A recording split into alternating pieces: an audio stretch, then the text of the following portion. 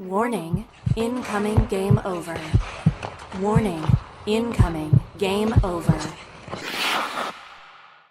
Welcome in, everyone, to Game Over Toronto after another Leafs loss, back in the loss column with an overtime loss to the Columbus Blue Jackets, who apparently are more of a kryptonite to this team than the Bruins in Game 7, or the Panthers in Game 7, or the Habs in Game 7, or anyone in Game 7.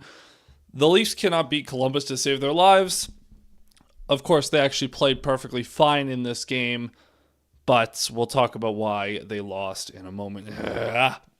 It was a very frustrating finish to this game, but overall, actually not even that bad of a game, and we'll talk about why as well. My name is Zach Payne. I'll be your host for this evening's program, and before we get started, if I could get you to hit like and subscribe to Game Over Toronto and come hang out in the chat, we'll talk about everything from this game as well as some bigger Leafs storylines. So for those of you who are new here and you don't know how this program works, what we do is in this first segment, we're just going to talk about the game itself, what happened in this one, full recap of what transpired. The second period, we're going to get into the big story coming out of this one. Third period, a smaller story, and then the fourth period is a Q&A segment, though for the regulars that have been watching this program for a while now, you know that I run this as an interactive show throughout, so please, by all means, leave your thoughts in the chat throughout the show, and I will be sure to check in with you guys. We got David and Matthew checking in so far, and I gotta say, coming into this game, the Leafs, once again, very shorthanded, although they did get one guy back, that being Scott Laughton, and I don't know why. And Matthew said it. It sounds so dumb, but Laughton is back, and that makes the Leafs play better. I didn't realize that the emotional heart and soul of this team was Scott Laughton, but oh my lord, have the Leafs ever played their best effort games, at least, when Laughton has been in the lineup so far this season. This just his fourth game of the season, I believe. He's missed third game of the season.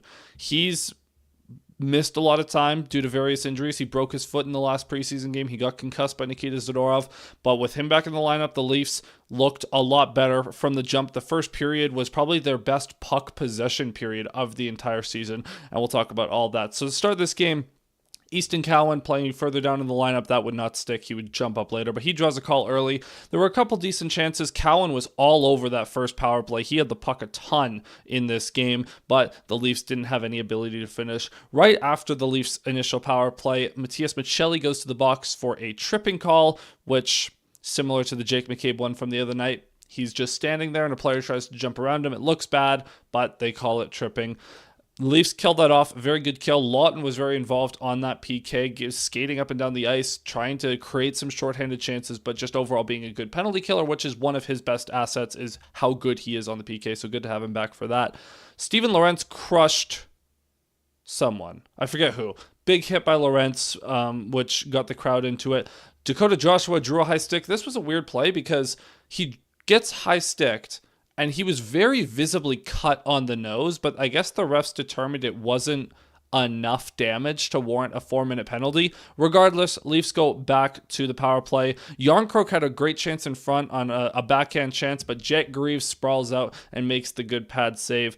After the first period, the Leafs, I had it pulled up here on Natural Stat Trick, they controlled, in all situations, 72% of the shot attempts. They had 9 high-danger chances to the Blue Jackets, 0, and the expected goals were 2 for the Leafs to 0.3 for the Blue Jackets. It was all Leafs that entire first period, completely dominant.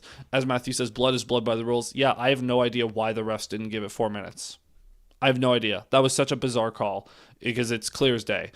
Regardless, the first period, absolutely dominant by the Leafs. Unfortunately, the dominance would not persist into the second period, which has been the Leafs' worst period so far this season. So to start the second period, Easton Cowan jumps up onto the top line with Tavares and Nylander. Yarncroke goes down in the lineup. And then on a cycle chance, this is about 3 minutes into the period, on a cycle chance, Adam Fantilli gets the puck in a relatively neutral spot, not the most dangerous spot in the world, but he fires just a beautiful curl and drag. It gets deflected in front, and it is just a perfectly placed deflection. It goes to the back of the net. Joseph Woll was screened on the play. He had absolutely no chance. I don't blame Woll one bit for that goal. The Leafs don't clear the front of the net. Good shot by Fantilli as well. Blue Jackets take the lead 1-0. It deflects off Voronkov, I believe, is how you say that name. Regardless, 1-0 Blue Jackets. A couple of moments after that, Dakota Mermis had a weird play where in transition, Calle Yarncroke goes to the net and gets pushed into the goaltender, and Mermis, as a result, has a wide open net to shoot at. He hits the post. That was unfortunate. And then after an icing, the Leafs have some bodies trapped out. They clear the zone, but they're not able to get to the bench because it's the long change in the second period. And in transition, Adam Fantilli, from pretty much the exact same spot he took the last shot, rips another curl and drag. Just a beautiful shot, beats Joseph Woll. I watched that shot and I was like, man, I remember when Austin Matthews could shoot like that. Regardless, 2-0 Jackets. Adam Fantilli is quickly turning into one of the more egregious Leaf killers in the league right now. He has been unbelievable against Toronto in his young career. Off a faceoff, Dakota Mermis would get the Leafs back within one on a long wrister that somehow went 5-hole. Very bizarre play where it wasn't a particularly good shot. It just was one of those seeing eyes, somehow found its way into the back of the net. The Leafs draw within one. Woll made a nice save off a deflection, and then to start the third period, he had a couple of nice saves, one being on a rebound chance to open up the third. And then in transition, John Tavares and Easton Cowan run a little give and go play. Tavares knifes through the neutral zone, gives it to Cowan. He skates deeper into the zone, drops it slightly back to Tavares. He rips it short side to tie the game at 2. Cowan was all over the ice tonight. He arguably was the best player the Leafs had in this one. He was fantastic. That, like, him and Tavares work so well together. And I know I postulated that would be a good duo earlier in the season, but man, they have been just great when they've played together.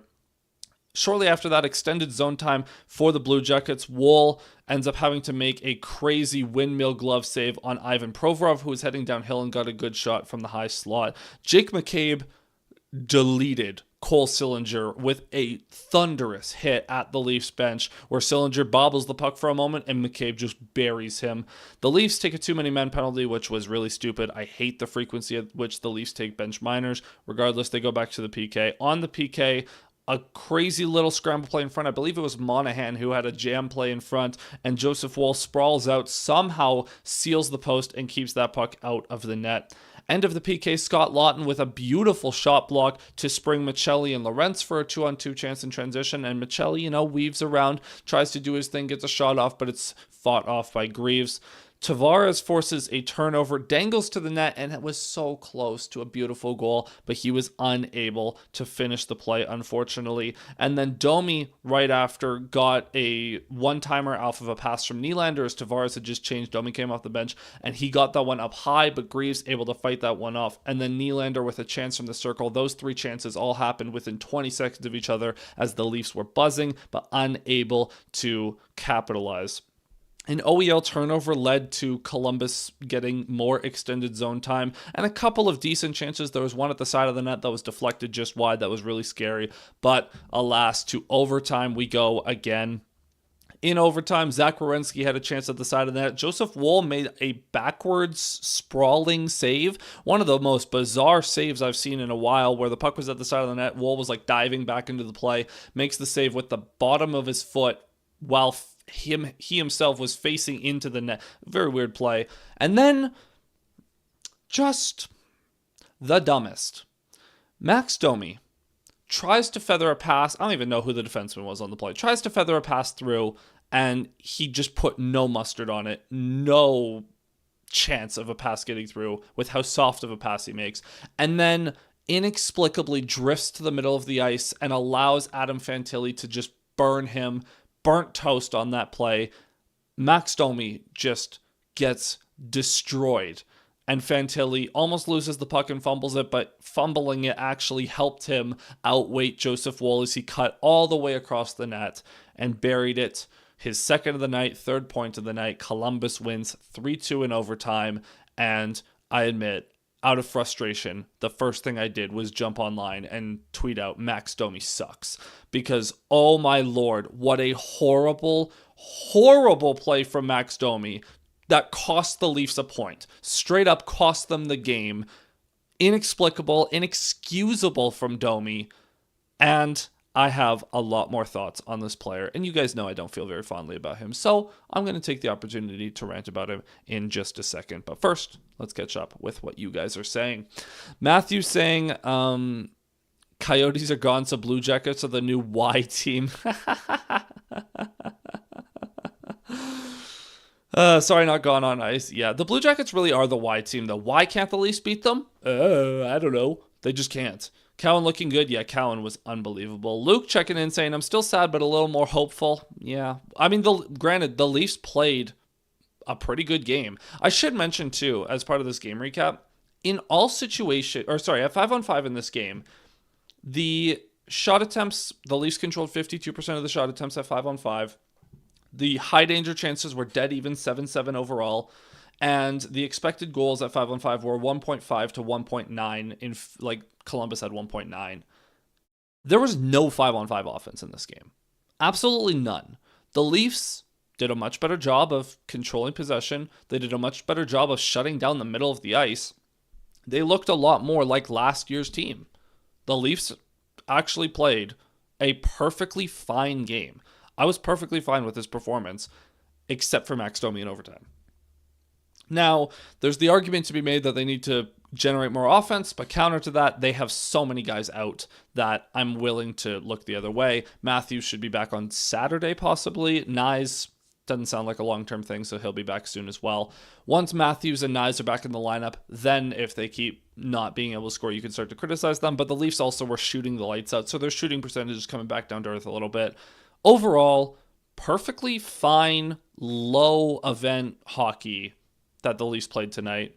Just didn't go their way, which happens. It was another mixed bag of the game on special teams. Yeah, the power play still sucks, but is what it is. I will say the power play process looked better. Cowan was a lot more involved, and they were doing a better job of generating chances. So visually, the special teams were better tonight, and the penalty kill was spectacular. Penalty kill with Lawton out there, the penalty kill was absolutely spectacular. Power play looked a little better with Cowan and Nicky Bobby. Yep, exactly that, Matthew.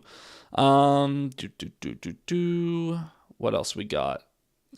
This loss made me less sad and more angry. We're so close to looking good.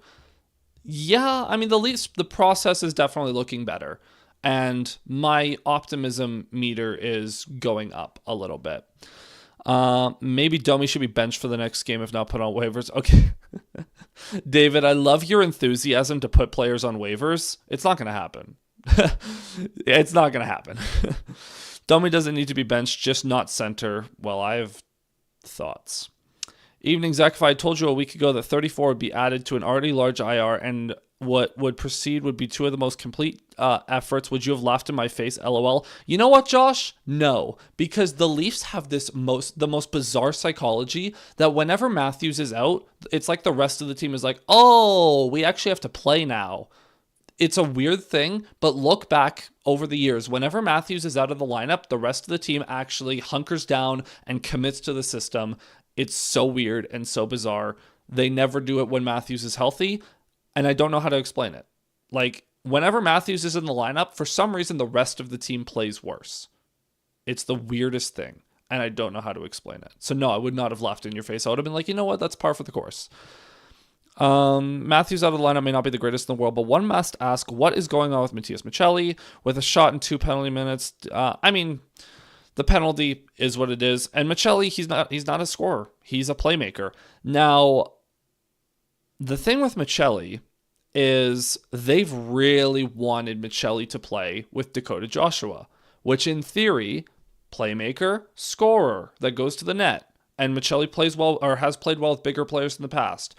The problem is Dakota Joshua doesn't do anything. So Maccelli is left trying to make plays and make passes to a guy that doesn't get open, doesn't go to the net, doesn't really do anything.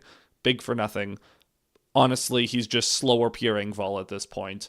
So I'm willing to give Maccelli a little bit of a pass with the caveat that, oh my lord, Dakota Joshua needs to be better because that guy stinks so far.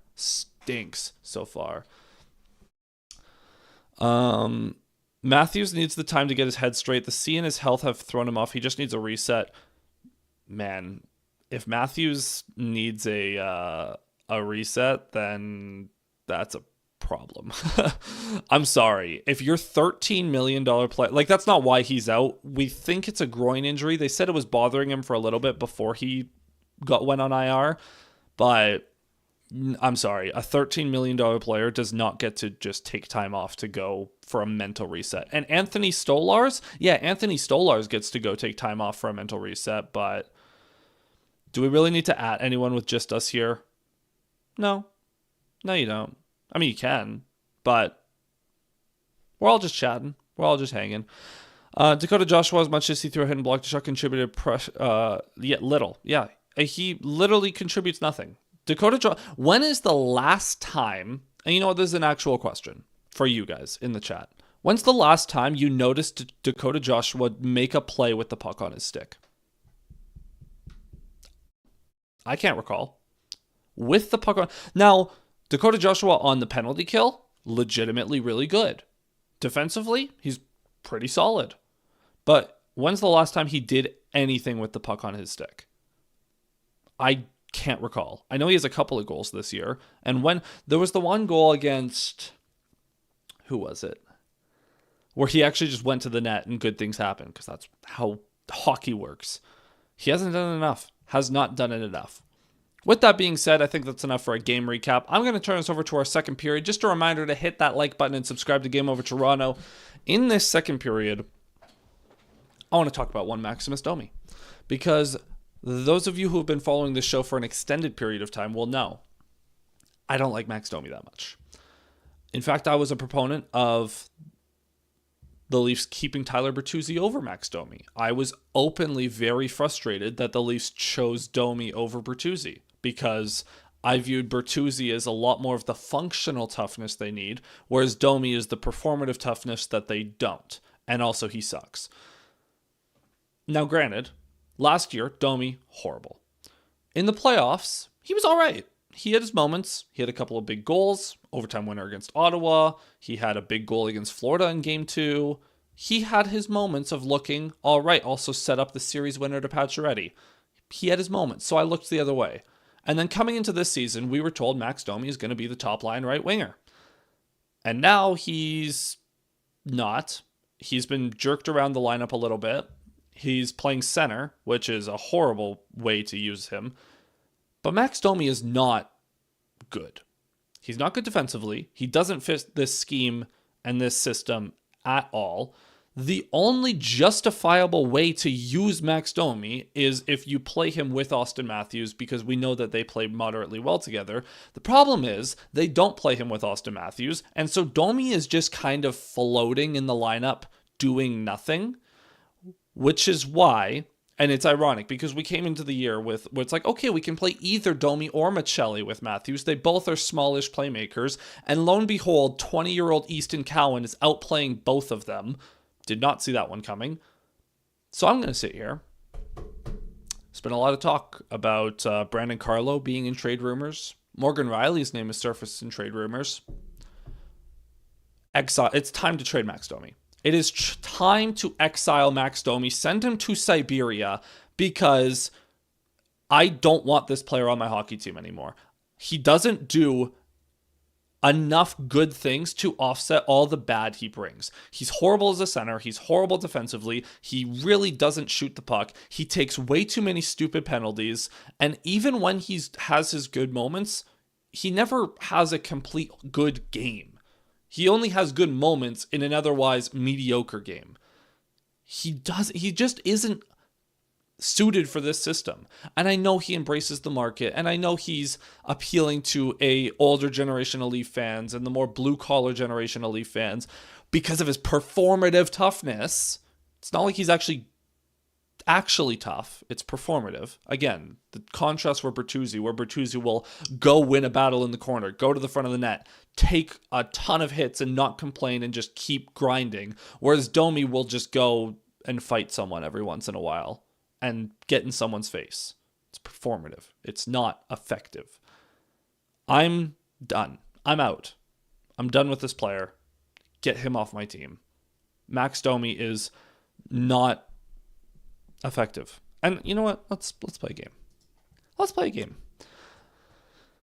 On the Leafs, I want to see something. I'm going to pull up Natural Stat Trick. I'm going to go to Toronto Maple Leafs on the team. I want to see where he rates in a couple of key areas. So, goals against per 60. So far this season, Max Domi is on the ice for the fourth most goals against per 60 with 4.69. He's only marginally better than Steven Lorentz and Calle Jarnkrok. And, I mean, admittedly, he's a lot better than Philip Myers in this category. That's kind of a given. But he's on the ice for more goals than pretty much everyone in the Leafs organization.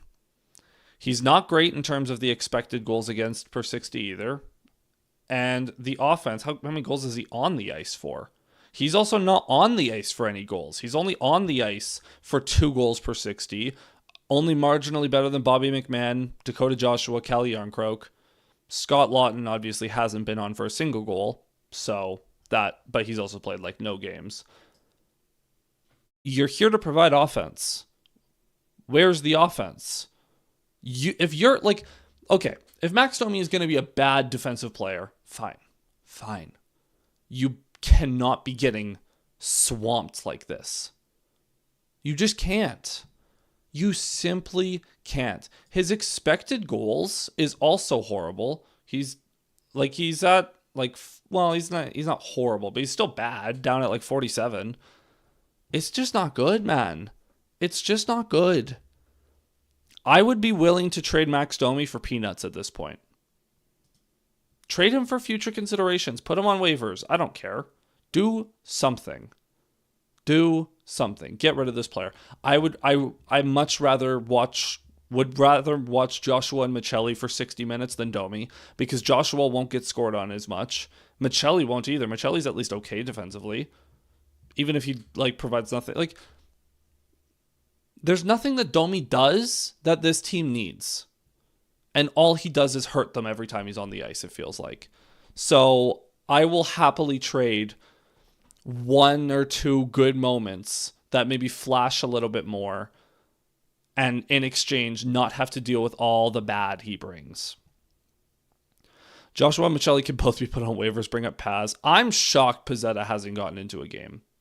Quillen with Domi on the wing. Yeah, Quillen's been all right. He's been all right. He skates and he hits. At least won a couple of draws tonight, so that's an improvement. There's a player there. Just needs some time. He's not NHL caliber yet, so he'll be sent down soon, but there's something there. With that being said, I'm going to turn us over to our third period here. And of course, just a reminder to hit that like button and subscribe to Game Over Toronto. Now, I want to talk about something that's happening this upcoming week, which is the Leafs are going on a road trip.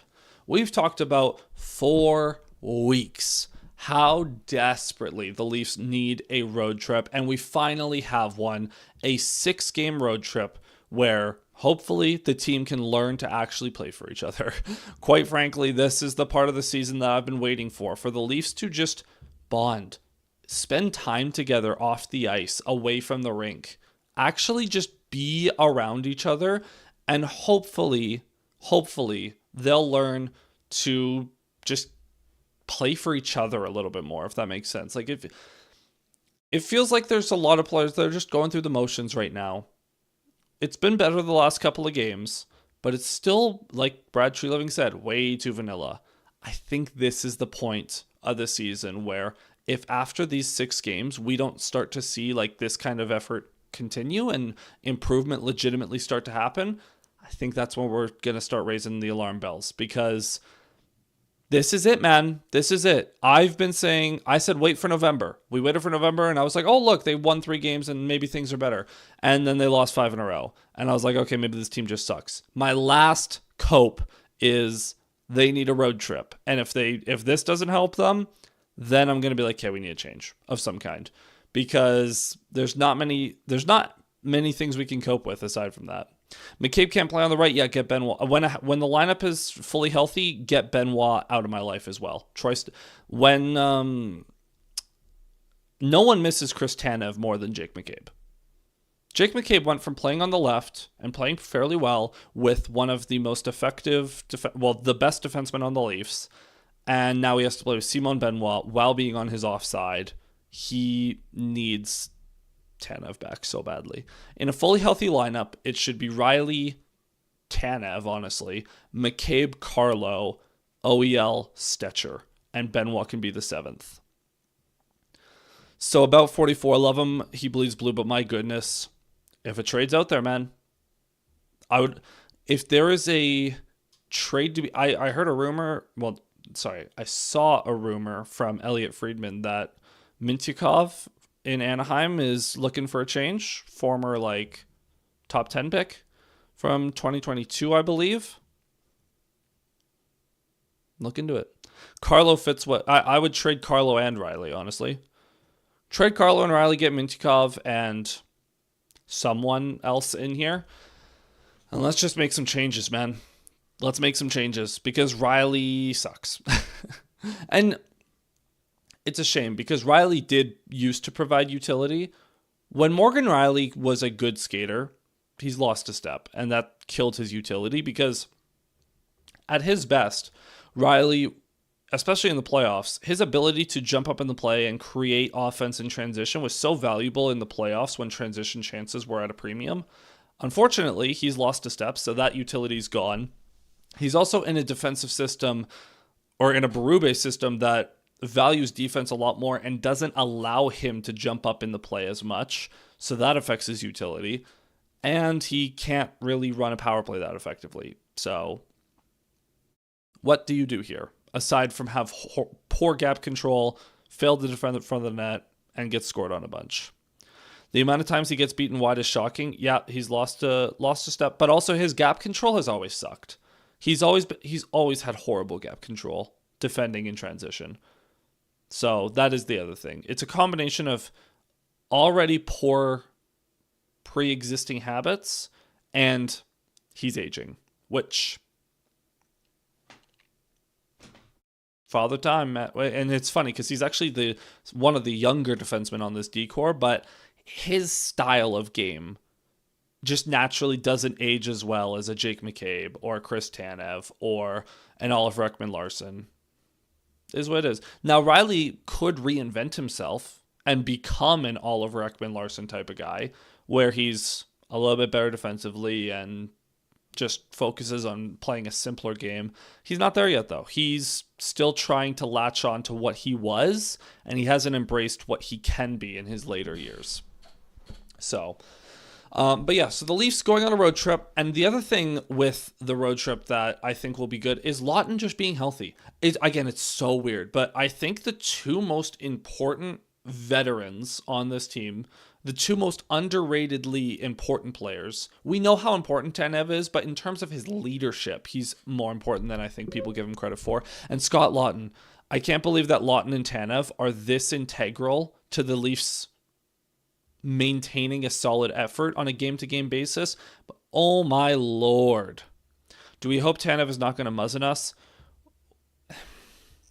Well, I mean, he already hasn't because Muzzin was younger when he had all his neck issues and kept getting hurt long-term, wasn't it?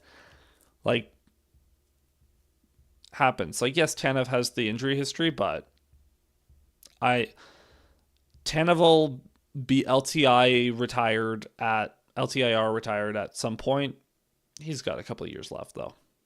He's probably got 2 or 3 years left. I'm not that worried about that. Injuries happen. Can't really control it. The biggest thing with Tanev, Muzzin, was it 2 years ago, 3 years ago, when it was the first game of the season in Montreal, and it was like, oh my lord, Muzzin can't play. He's unusable. Whereas now, Tanev, well, they're not going to give a date with his next one. It's because it's a concussion. He got carried out on a stretcher. Yeah, no timeline. That's fine. Tanev will be back when he's back. He's more valuable down the stretch. He needs to be as healthy as possible. I don't care if we only get 40 games out of him. As long as he's good for when we need him later in the season, for that push for the playoffs. That's when the Leafs actually need him. It's not a Muzzin situation where his body just like fully betrayed him. It's just freak plays. Like it's a whiplash concussion after he just came back from a concussion. So that's a concern. The CTE is a concern, but not much we can do about it. But yeah, having like Lawton is so important to this team, and it's shocking how important he is to this team. So hopefully with Lawton in the lineup and actually able to stack some games, hopefully the Leafs can stack some games like this. Because if the Leafs play like this every night, they'll be fine. Especially once Matthews and Nyes come back. They'll be perfectly fine. With that being said, I'm going to turn us over to our final segment. This is the part of the show where we invite your questions. So if you have any Leafs-related questions, this is the time to drop them down in the chat. Of course, I've been talking to you guys throughout, but feel free to drop those down in the chat as well. And just a reminder to follow the Game Over Network on all social media and go follow the main Game Over Network channel. We're going to have something going on Wednesday. Got some exciting stuff in the works. So be sure to go subscribe to the main Game Over Network channel for that. And of course, like and subscribe to Game Over Toronto as well. I'm going to quickly check Twitter to see what Berube and the gang are saying. So what do we got? Kevin Papetti saying, tough to imagine what the Leafs' future would look like if they didn't grab Nyes at 57 and Cowan at 28. Great scouting. Yeah, man.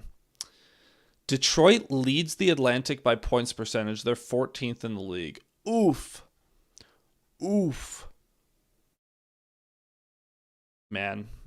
So not... I got to read... hold on. Let's open the Maple Leaf Hot Stove. Shout out to Alec Brownscombe for transcribing all this. Berube... on the team's performance, I thought we played a pretty good game all around. The guys worked, competed, and did a lot of good things. Overtime is the way it goes. On Easton Cowan earning his trust so quickly, he has taken some good steps from day one. He's like a dog on a bone out there for me. He just works, skates, and sees the ice extremely well. He's being a lot heavier on pucks and is making good decisions with the puck. I thought he played a really good game tonight. I agree. Cowan was fantastic. On whether there are encouraging signs in the team's play over the last few games, for sure we're defending a lot better. We're doing a lot of good things. We need to finish better tonight. That's really the story, but things are going better, and they are going in a good direction right now. We just have to keep working, keep building, and get some healthy bodies back. Yep. On the forechecking, good dumps and rims. We talked about rimming it in. We got on it, created a bunch of stalls, and then got it back. Yeah. Anything else? On Lawton's first game back, I thought he was really good tonight. A lot of energy, skated well, killed penalties, created some offense. He brings that tenacity to every shift along with the work. Yeah. Okay, so not much. Not too much there, but yeah. Cowan good, Lawton good, Domi bad. Do you think Mermis is holding a spot? No. For now, I'd rather Mermis than Philip Myers, but the second that one of these guys comes back, like if Carlo comes back on Saturday, your Mermis is the one coming out. Stetcher looks like he could bring a bit more stability. Absolutely. Stetcher is the sixth defenseman now. In a fully healthy lineup, Stetcher should be in there over Benoit. Benoit stinks, man. And this is just one of those where, and the Maple Leaf Hot Stove guys were... well, I am one, but Petrielli and Nick Ashbourne on the Maple Leaf Hot Stove podcast were talking about how Benoit is just one of those players that the team, for some reason, thinks of more highly than what we do. Like I watch the game, fans watch the game, analysts watch the game, and we're like, Benoit sucks. And the Leafs will be like, Benoit's great. So I hope Stetcher is a fixture in the lineup over Benoit in a healthy lineup. That being said, don't know what'll happen. When Carlo comes back, though, I would love to see a Benoit Stetcher third pair. If fully healthy, what is your forward and D lineup? Right now, Nyes, Matthews, Cowan?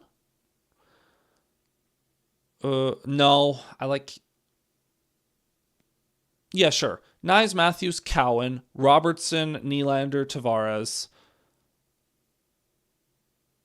Probably still Joshua, Waugh, Machelli, Lorentz, Lawton, Yarncroke, scratch Domi. And then on defense, Riley Tanev, McCabe Carlo as the shutdown pair, OEL Stetcher as a more sheltered puck-moving pair. Am I leaving anyone out of that lineup? Hold on. I'm trying to think of who was in there tonight that I forgot. Oh, where's McMahon?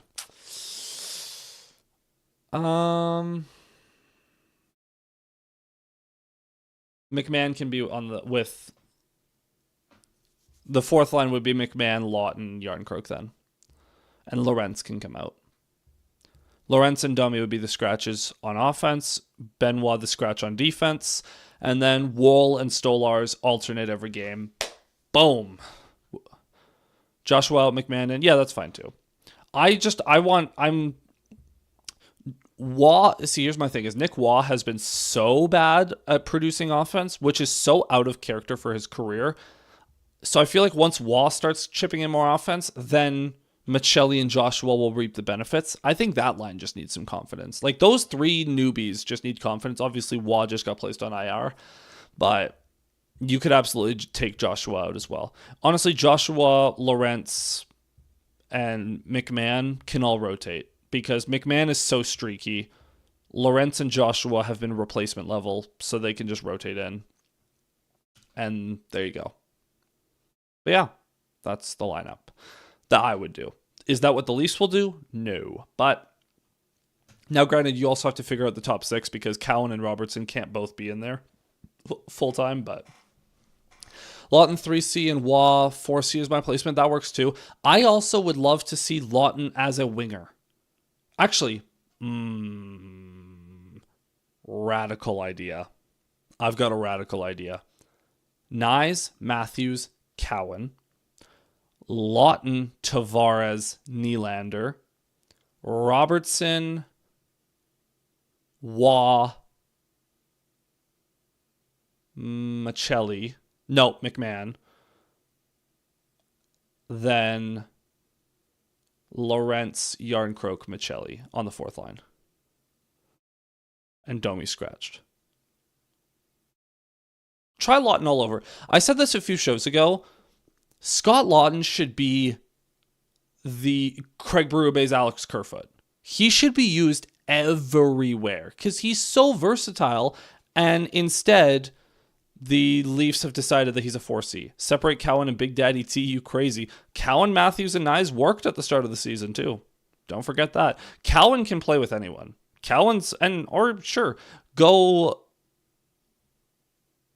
You can go Nyes, Matthews. Ooh, what about Nyes, Matthews, Nylander, Lawton, Tavares, Cowan? I want to try Lawton all over the place. I want Lawton to get more opportunities because he's a legitimate 40-point player caliber. He needs opportunities. He cannot just be a 4C. He'll be a super good 4C, but he's better than that. Lorentz, Waugh, Yarncroke shut down fourth line. Sure. I like that. I can dig it. I can absolutely get behind that. As long as Domi is scratched. Honestly, just get Domi out of my life. That's the headline here. So with that being said, that's going to be it for this stream. Thank you guys so much for tuning in and for chatting with me as always. We will be back Saturday in a collab with Game Over Montreal as the Leafs take on the Habs. It'll be the same setup as the first show of the season where we're going to be streaming on both channels at the same time. So don't worry, you can just come here to Game Over Toronto for that stream as well. But it will be a show that has some Habs talk, so brace yourselves. So in the meantime, be sure to subscribe to Game Over Toronto. You can follow me on Twitter, Bluesky, and YouTube at Zach Payne 41. And yeah, last comment here from Luke Venables. The Leafs' best players consistently seem to be the hungry ones. Cowan, JT, all the Marlies they need. That is fair. Quillen looked hungry, and Robertson is in that category too. But yeah, Mermis looked hungry even if he's not good.